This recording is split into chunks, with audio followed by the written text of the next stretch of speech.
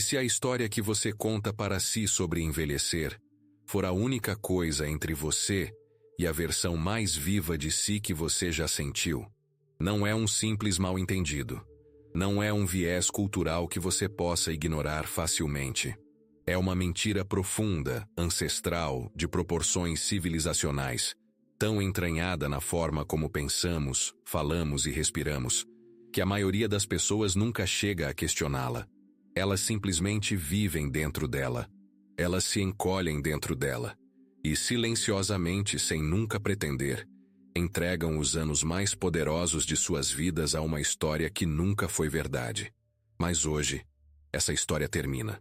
Porque em algum lugar nas montanhas do norte da Índia, em um vale tão silencioso que os moradores locais lhe deram um nome sagrado, o Vale do Silêncio, um manuscrito de 700 anos repousava dentro de uma parede de pedra, intocado, à espera, como se soubesse que o mundo ainda não estava pronto para receber o que ele carregava.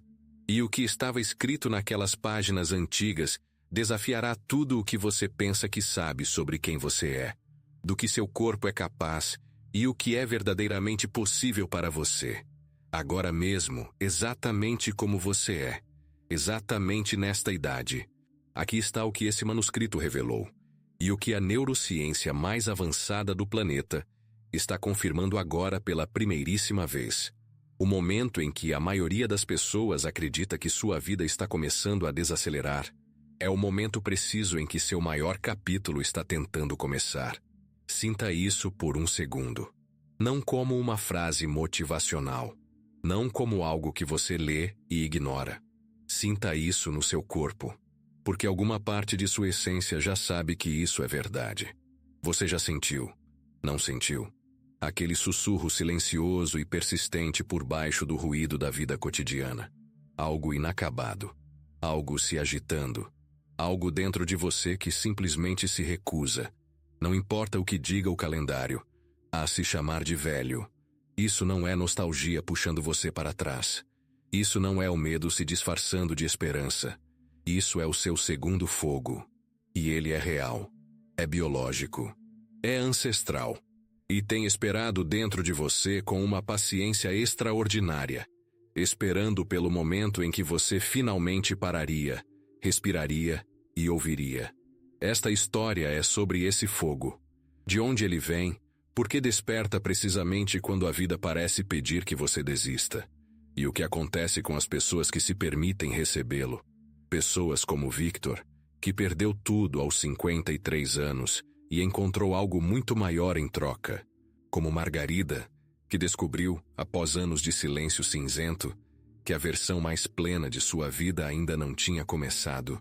E como as mãos desconhecidas que escreveram um manuscrito há 7 séculos em 3 línguas diferentes, como se soubessem que uma única mensagem jamais poderia carregar o peso do que haviam descoberto.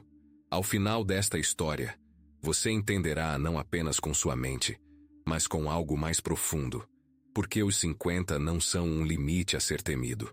É a única porta que se abre para a sala onde sua vida real habita. Antes de prosseguirmos, se esta mensagem já está tocando algo verdadeiro em você, se até uma pequena parte sua se sente vista agora, faça algo simples. Curta este vídeo. Deixe um comentário e me diga de que lugar do mundo você está assistindo e que horas são aí. Eu quero saber.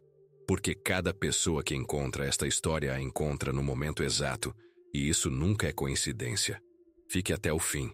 O que vem a seguir mudará a forma como você se vê.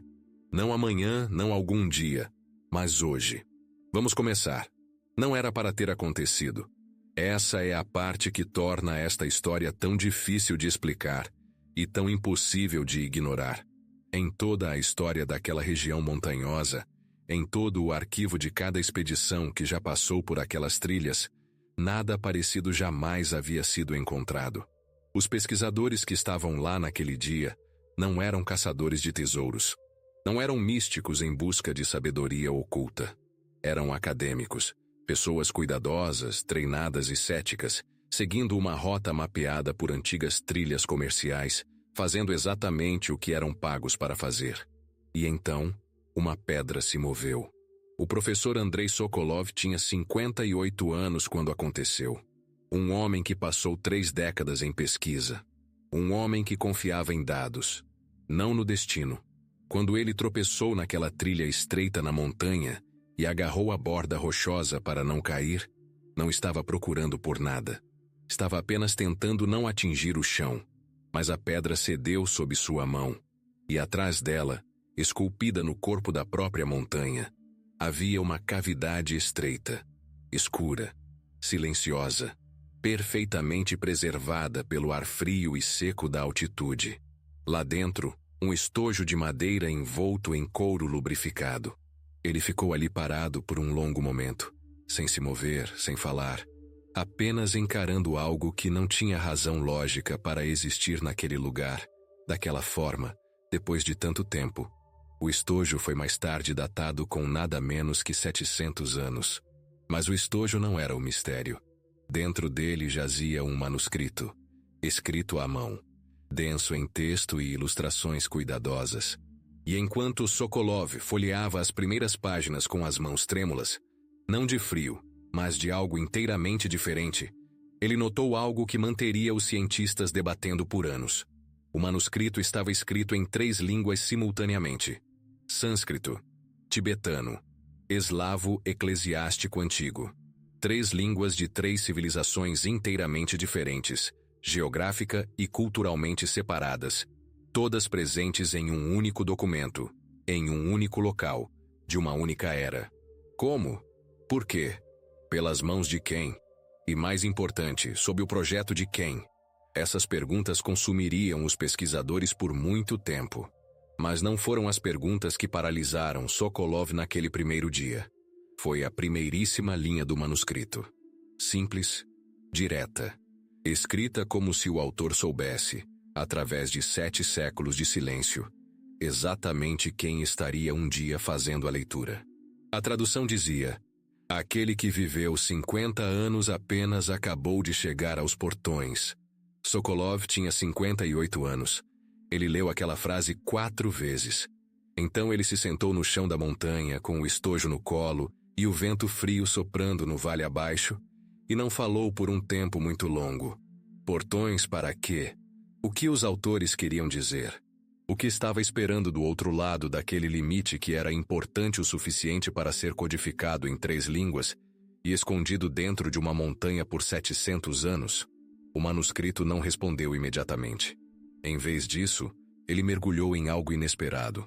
Algo que parecia simples demais para um documento de tamanha importância aparente.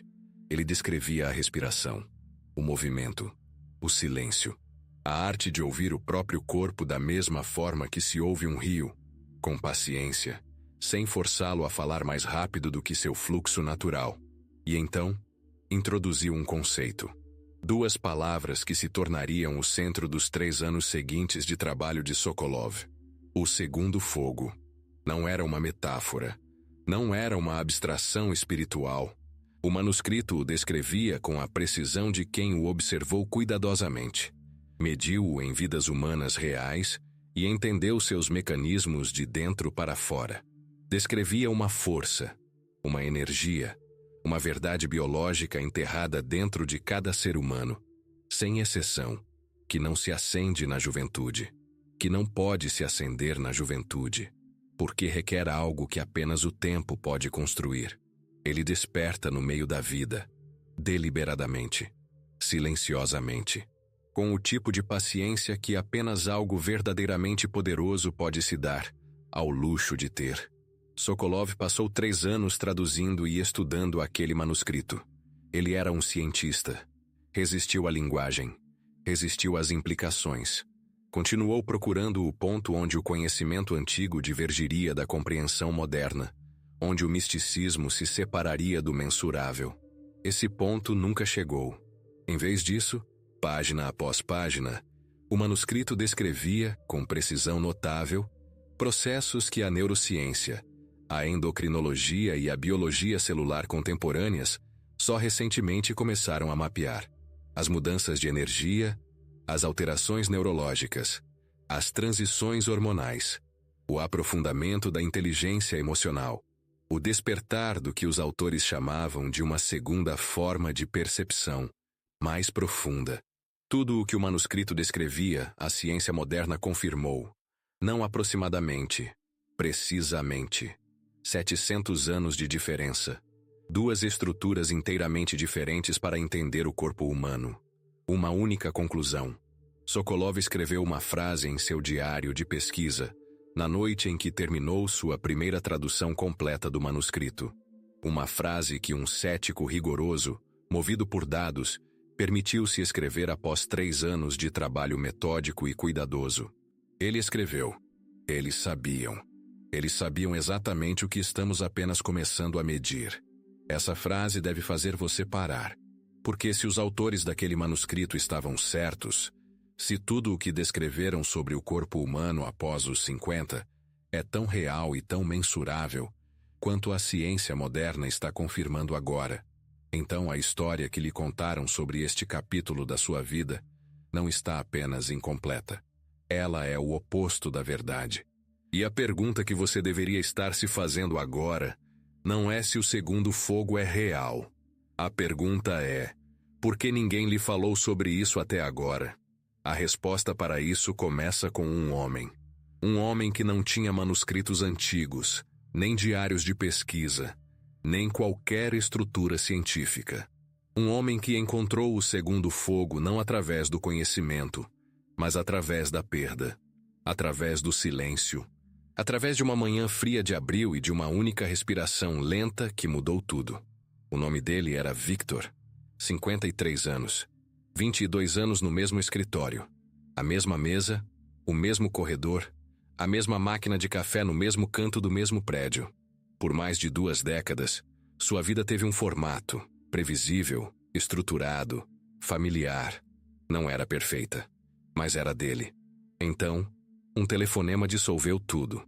Victor, vamos ter que te dispensar. Entregaram-lhe um envelope.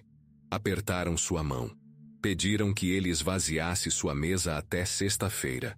E assim, 22 anos se tornaram uma caixa de papelão carregada através de uma porta de vidro que se fechou atrás dele sem cerimônia. Ele caminhou até o parque mais próximo. Sentou-se em um banco e observou os pombos por 2 horas. Não porque estivesse calmo, mas porque sentia algo muito mais desorientador do que a devastação. Ele não sentia nada. Um silêncio tão completo, tão total, que era quase indistinguível da paz. Como se a parte dele que deveria reagir tivesse simplesmente se afastado e ficado quieta. Por 3 meses depois daquele dia, Victor não saiu de seu apartamento. Não procurou emprego. Não atendeu o telefone. Não se explicou para ninguém. Sua esposa, Natasha, trazia chá para ele pelas manhãs e falava muito pouco. Não porque não tivesse nada a dizer, mas porque via algo nos olhos dele que lhe dizia que palavras não eram o que ele precisava. Não era o olhar de um homem quebrado.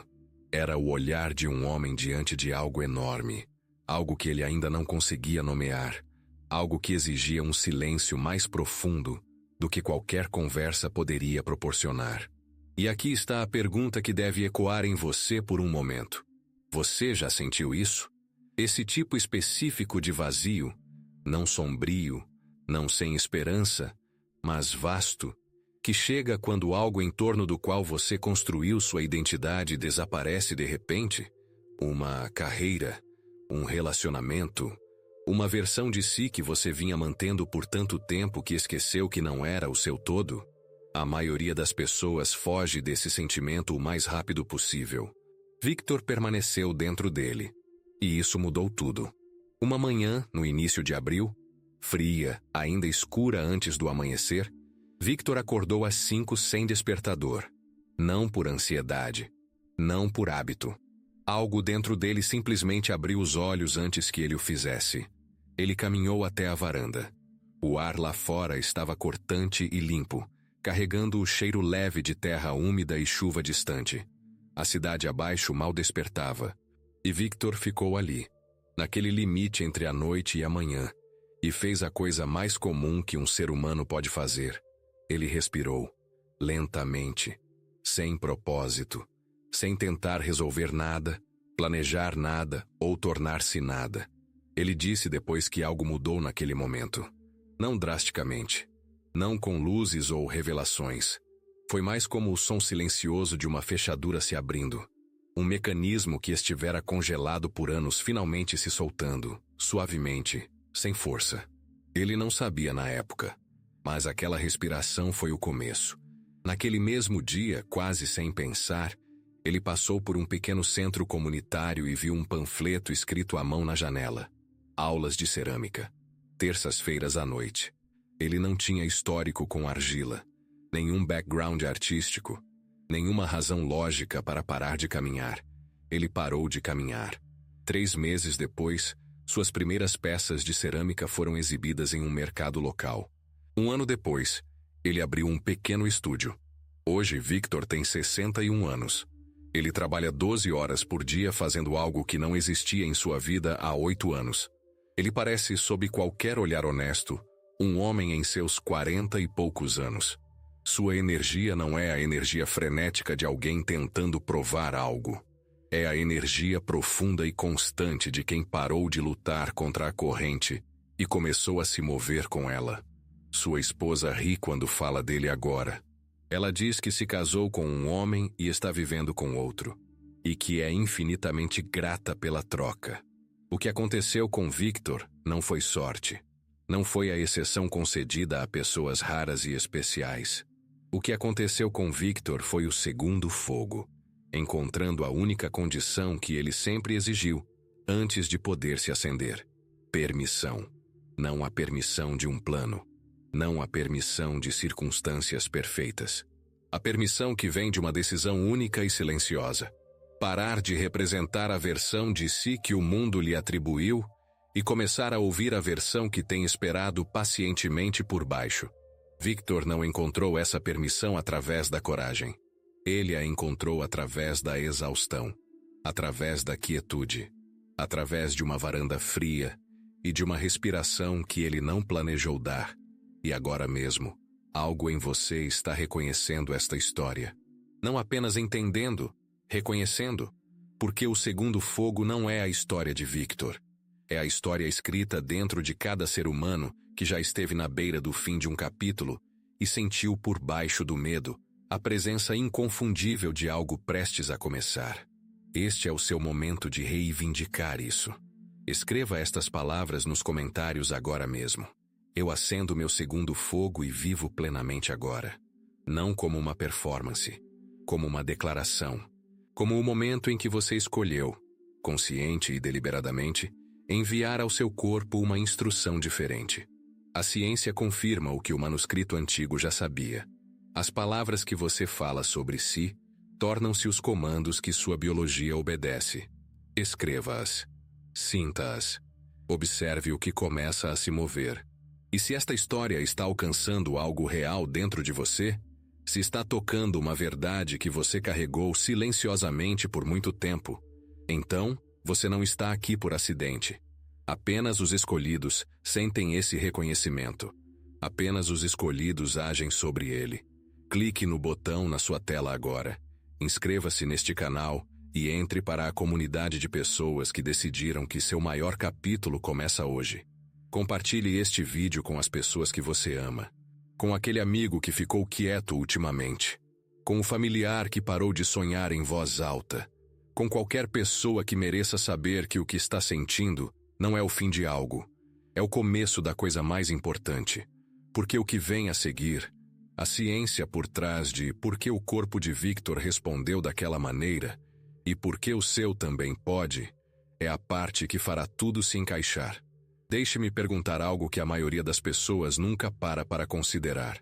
Quando você pensa em um rio real, um que você possa fechar os olhos e imaginar, qual é a versão que parece mais poderosa para você? O jovem riacho de montanha, selvagem e barulhento, lançando-se contra cada rocha em seu caminho? Ou o rio largo e profundo que se move pelo vale abaixo, tão calmo na superfície que você quase poderia confundi-lo com água parada, até notar que ele está movendo tudo ao seu redor, lentamente e sem esforço, moldando toda a paisagem apenas por ser exatamente o que é? A maioria das pessoas, sem pensar, escolhe o riacho. Fomos ensinados a isso. Vivemos em um mundo que celebra o ruído, a velocidade, a força visível. O riacho da montanha é dramático. Fica bem em fotos. Faz barulho.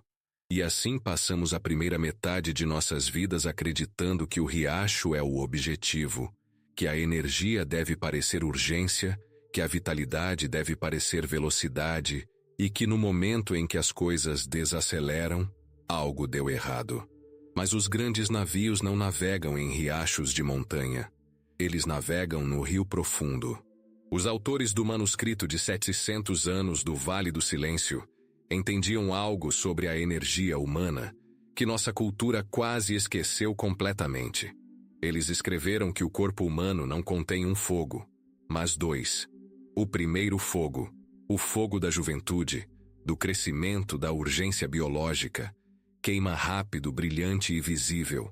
Ele foi feito para ser consumido. Ele é destinado a ser gasto. E quando ele começa a desaparecer, o corpo não está falhando. Ele está abrindo espaço, porque o segundo fogo não compartilha espaço com o primeiro. Ele se acumula na quietude. Ele se aprofunda no silêncio. Ele alcança seu poder total não apesar dos anos, mas por causa deles. E ele se acende, precisa e deliberadamente, como se seguisse um plano escrito muito antes de você nascer, em algum momento entre os 45 e os 55 anos. Agora pare por um momento, porque o que vem a seguir não é filosofia antiga, é ciência, e é mais surpreendente do que você imagina. Em 1998, uma neurocientista chamada Elizabeth Gould publicou uma pesquisa que genuinamente perturbou a comunidade científica. Por décadas, o mundo médico aceitou uma ideia como um fato absoluto e imutável. O cérebro para de produzir novos neurônios na idade adulta. Você nasceria com um número fixo de células cerebrais, e a partir daí, a única direção seria a perda. O declínio não era uma possibilidade, era uma lei biológica. Gould provou que essa lei estava errada. Ela demonstrou, com evidências precisas e reproduzíveis, que o cérebro humano continua produzindo novos neurônios em qualquer idade. O processo é chamado de neurogênese. E aqui está o detalhe que muda tudo. A neurogênese não desacelera automaticamente com a idade.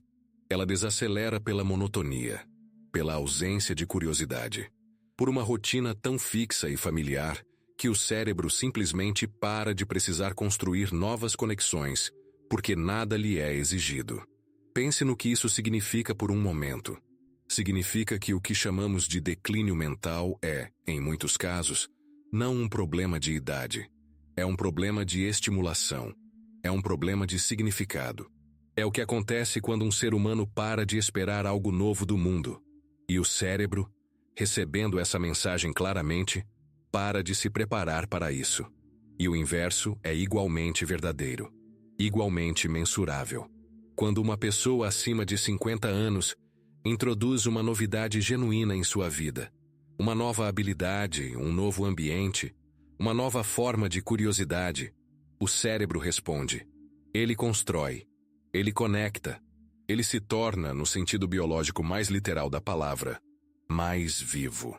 Em 1979, uma psicóloga de Harvard chamada Ellen Langer projetou um experimento que deveria ser muito mais famoso do que é. Ela pegou um grupo de homens entre 70 e 80 anos e os colocou por uma semana dentro de um ambiente que havia sido cuidadosamente reconstruído para espelhar o mundo de sua juventude. A mesma música, as mesmas notícias, as mesmas referências culturais, as mesmas conversas. Ela não pediu que eles lembrassem daquela época. Ela pediu que eles a habitassem, que falassem sobre aqueles anos no tempo presente, que pensassem em si mesmos como as pessoas que eram então. Uma semana depois, os resultados foram medidos. Melhora na visão, melhora na memória, maior flexibilidade em articulações que estavam rígidas há anos. Pele que observadores independentes, sem saber a idade dos participantes, avaliaram como mensuravelmente mais jovem. Uma semana. Sem remédios. sem cirurgias, sem intervenção de qualquer tipo, exceto uma mudança na instrução dada ao corpo pela mente. O que nos traz a frase mais importante de toda esta história. Seu corpo não sabe a idade do seu passaporte. Ele apenas sabe o que lhe é dito. E ele executa essas instruções com uma precisão que deveria tornar cada um de nós profundamente atento à história dentro da qual estamos vivendo. Diga ao seu corpo que ele está minguando, através de seus hábitos, seus pensamentos, suas expectativas, sua rendição diária à ideia de que o melhor ficou para trás. E ele seguirá esse programa sem questionar. Ele desacelerará. Ele se contrairá. Começará, célula por célula, a se preparar para um fim que você escolheu em nome dele. Mas o manuscrito dizia algo inteiramente diferente. Dizia: o corpo depois dos 50 é como um campo depois da chuva. As sementes já estão na terra.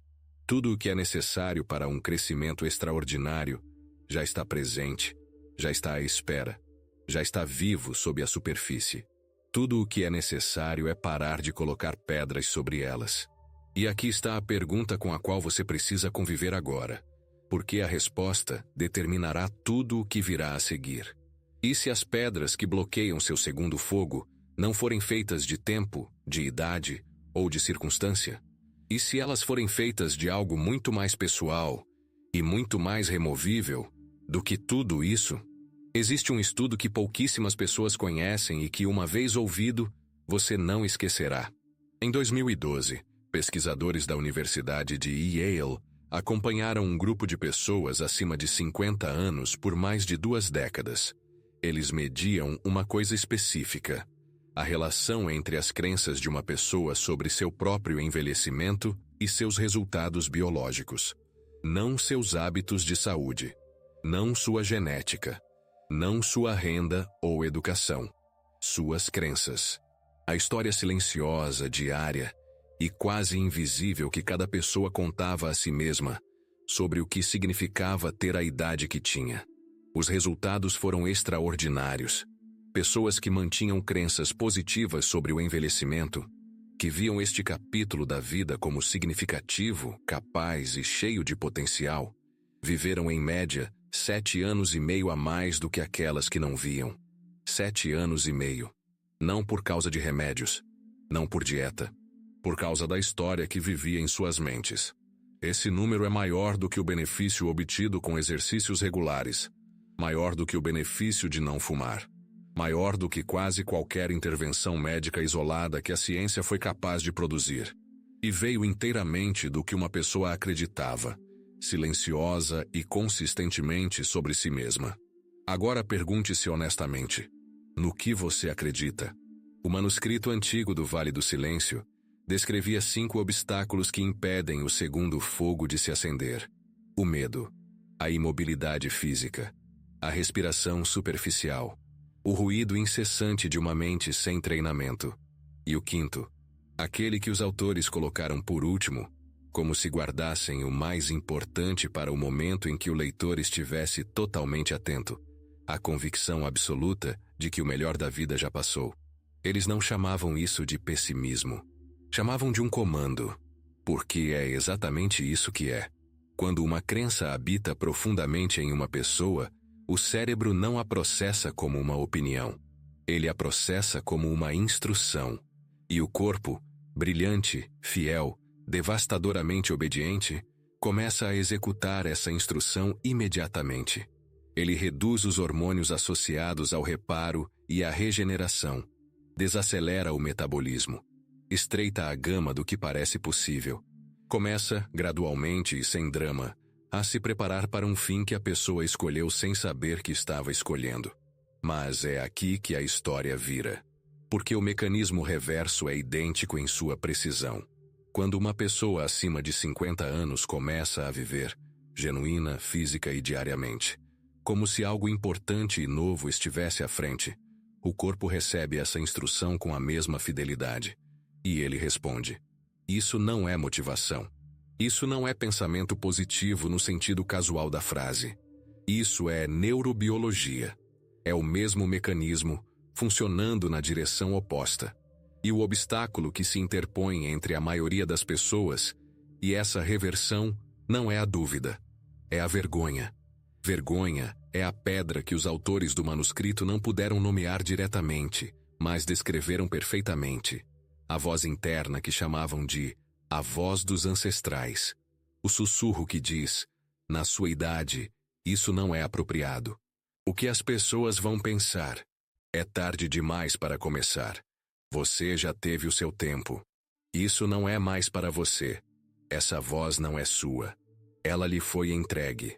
Por uma cultura que adora o riacho da montanha e teme o rio profundo. Por pessoas que estavam elas mesmas com medo e passaram esse medo adiante como uma herança que ninguém pediu para receber. E isso está custando vidas. Literalmente. Considere isto. A Organização Mundial da Saúde identificou a solidão e a desconexão social como uma das maiores ameaças à saúde global de nosso tempo, comparável em danos físicos a fumar 15 cigarros por dia. Não metaforicamente, biologicamente. O isolamento crônico acelera o envelhecimento celular, enfraquece a função imunológica e aumenta o risco de morte prematura em 26%. E as pessoas mais afetadas não são os jovens. São as pessoas que em algum momento após os 50, aceitaram a história de que seus dias mais expansivos de conexão e propósito haviam ficado para trás. Essa aceitação não é sabedoria. É o quinto obstáculo disfarçado. Agora conheça Margarida. 57 anos, 31 anos de casamento. E então, o silêncio. O marido morreu e levou com ele toda a arquitetura da vida diária dela. As rotinas, os ritmos, as pequenas razões que estruturavam cada manhã. O que restou foi um apartamento que parecia grande demais, uma varanda com gerânios que ela quase parou de regar, e dias que chegavam e passavam sem lhe pedir nada. Ela existia. Ela não vivia. Por quase um ano isso foi o suficiente. Ou melhor, era tudo o que ela conseguia suportar. Então sua vizinha, uma mulher persistente e gentil que se recusava a aceitar o desaparecimento de Margarida, convidou-a para um coral comunitário, cantores amadores, terças-feiras à noite. Nada profissional, nada exigente. Margarida disse não 19 vezes. No 20º convite, ela foi. Puramente para encerrar o assunto. Ela não cantou na primeira noite. Sentou-se no fundo da sala e ouviu. E algo aconteceu para o qual ela não estava preparada e não conseguia explicar de imediato. Ela começou a chorar, não de tristeza, mas por causa de algo que estava acordando, algo que ela tinha certeza de que não estava mais lá, algo que ela havia enterrado silenciosamente junto com a vida que achava que tinha terminado. Não tinha terminado. Estava à espera. 7 anos depois, Margarida viaja para festivais de música. Tem amizades de uma profundidade que ela diz nunca ter experimentado nem na juventude. Seu médico, revisando seus exames recentes, disse-lhe que seus marcadores biológicos eram os de uma mulher 15 anos mais jovem. Ela riu e disse a ele: "É exatamente assim que eu me sinto." Victor encontrou seu segundo fogo na argila e no silêncio. Margarida encontrou o dela na música e no pertencimento. 700 anos atrás, os autores do manuscrito o encontraram na respiração e na quietude. Portas diferentes. A mesma sala.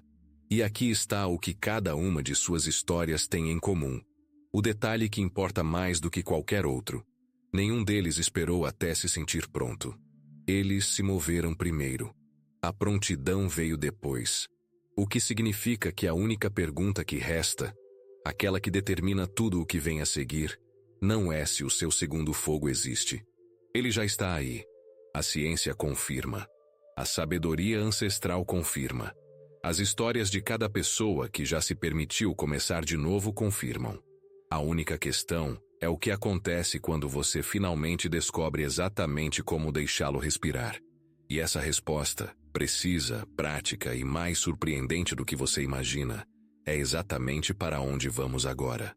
O filósofo Sêneca escreveu estas palavras há 2000 anos, e elas nunca deixaram de ser verdadeiras. Não é que tenhamos pouco tempo de vida, mas que desperdiçamos muito dele. Ele não estava falando de preguiça. Não estava falando de produtividade da forma como usamos essa palavra hoje. Ele falava de algo muito mais preciso. A tragédia específica de um ser humano que está fisicamente vivo, mas internamente ausente. Presente no corpo. Ausente no significado. Respirando, mas não habitando verdadeiramente a respiração. Sêneca viveu até a velhice em um mundo sem remédios, sem tecnologia, sem qualquer rede de segurança. E ainda assim, sua conclusão não foi que a vida é curta demais. Sua conclusão foi que a maioria das pessoas simplesmente nunca decide vivê-la. Essa decisão, aquela sobre a qual Sêneca passou a vida inteira escrevendo, é exatamente o ponto para onde esta história está convergindo.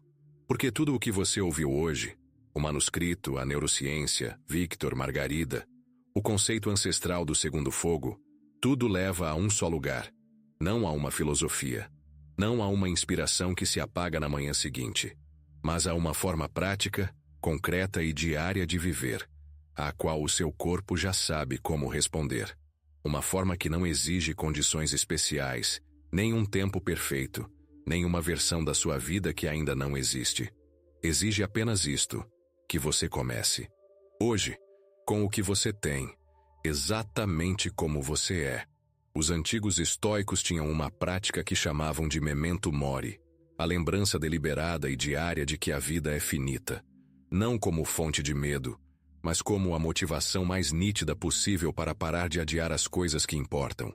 Marco Aurélio, o imperador romano que governou a civilização mais poderosa da Terra, escreveu em seu diário particular, um diário que ele nunca pretendeu que ninguém lesse, estas palavras: limite-se ao presente, não aos arrependimentos de ontem, não aos medos de amanhã, ao presente, onde a única vida real que você terá está de fato acontecendo.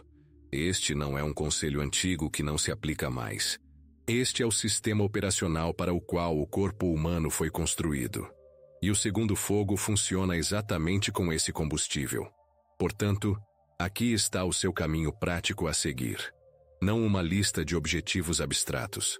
Uma sequência real de pequenas ações específicas que, praticadas com consistência, criam as condições biológicas para o seu segundo fogo arder.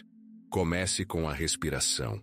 Todas as manhãs, antes do seu telefone, antes das suas obrigações, antes que o mundo faça sua primeira exigência, dê a si 5 minutos de respiração lenta e consciente. Inspire contando até 4. Segure por 2. Expire por 6. Faça isso 8 vezes. Essa prática única, apoiada pela pesquisa de Harvard sobre a preservação dos telômeros, começa a mudar o seu sistema nervoso de um estado de estresse crônico de baixo nível para um estado de restauração ativa. É a conversa mais direta que você pode ter com sua própria biologia. E não custa nada além de 5 minutos e a decisão de se fazer presente para si antes de se fazer presente para todo o resto. Então, faça a si uma pergunta. A pergunta que os autores do manuscrito chamavam de o retorno à fonte. Não o que eu deveria fazer. Não o que os outros esperam. Pergunte: o que faz meu corpo se sentir leve? Conviva com essa pergunta honestamente. Escreva 3 respostas. Pequenas, específicas, reais. Não aspirações, sensações. A caminhada específica que faz o tempo desaparecer. A conversa que deixa você se sentindo mais vivo, em vez de mais vazio. O ato criativo que faz suas mãos quererem se mover. Isso não são hobbies. São sinais. É o seu corpo dizendo a você, com precisão e paciência, onde o seu segundo fogo está esperando. Como o poeta Rainer Maria Rilke escreveu: viva as perguntas agora. Talvez então, algum dia no futuro distante, você gradualmente, sem mesmo notar, viverá o seu caminho até a resposta. Viva uma dessas respostas esta semana. Não perfeitamente. Não completamente. Apenas comece. Inscreva-se na aula. Faça o telefonema. Caminhe pela trilha. Toque naquilo que você vem dizendo a si que fará eventualmente. Eventualmente é a linguagem do primeiro obstáculo. Agora é a linguagem do segundo fogo. Proteja suas conexões. Identifique as pessoas em sua vida, mesmo que seja uma ou duas, com quem você pode ser completamente honesto. Não as conexões que esgotam você, aquelas que fazem você se sentir reconhecido. Invista nesses relacionamentos deliberadamente, da mesma forma que investiria em qualquer coisa que genuinamente importe. Porque a pesquisa é clara: o pertencimento não é um conforto, é uma necessidade biológica. E é um dos combustíveis mais poderosos que o segundo fogo já recebeu. Finalmente, e esta é a parte em que Marco Aurélio, Sêneca e os autores anônimos de um manuscrito de 700 anos concordariam: pare de esperar para se sentir pronto. A prontidão não é um sentimento que chega antes da ação. É um sentimento que cresce dentro da ação. Victor não estava pronto quando entrou naquele estúdio de cerâmica. Margarida não estava pronta quando se sentou no fundo daquela sala de coral. Eles estavam com medo, incertos e um pouco envergonhados.